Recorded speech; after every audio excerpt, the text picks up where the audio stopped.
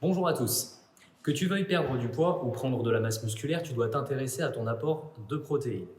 Alors les protéines, c'est quoi? En quoi c'est intéressant pour tes objectifs? Et où est-ce que tu peux les trouver? Je t'explique tout ça. Chimiquement, ce sont des chaînes d'acides aminés. Il existe un très grand nombre d'acides aminés, mais seulement 20 sont utilisés par ton organisme. Parmi ces 20 acides, 11 peuvent être fabriqués par ton corps. Pour les 9 autres, ils sont dits indispensables, car ton corps ne peut pas les synthétiser seul. Du coup, tu dois les amener par l'alimentation.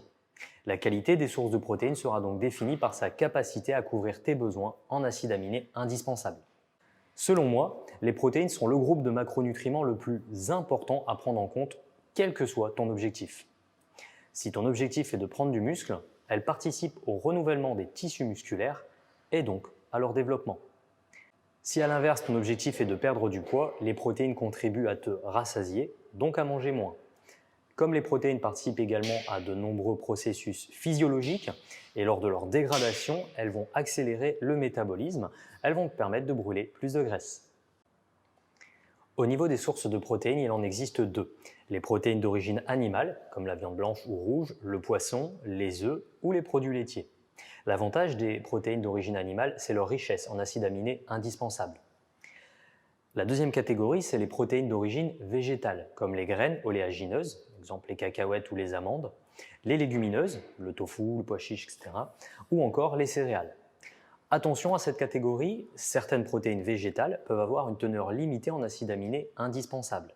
Donc pour avoir une alimentation équilibrée en acides aminés indispensables avec les protéines végétales, je te conseille d'associer différents végétaux lors de tes repas. Dans tous les cas, pour connaître tes besoins en protéines, il te suffit de multiplier ton poids par 0,83. Le résultat correspond à ton besoin journalier en protéines. Avant de conclure, on me demande souvent ce que je pense des protéines en poudre. Alors, tout d'abord, je considère qu'elles ne sont pas obligatoires. Elles ont surtout un intérêt pratique et économique.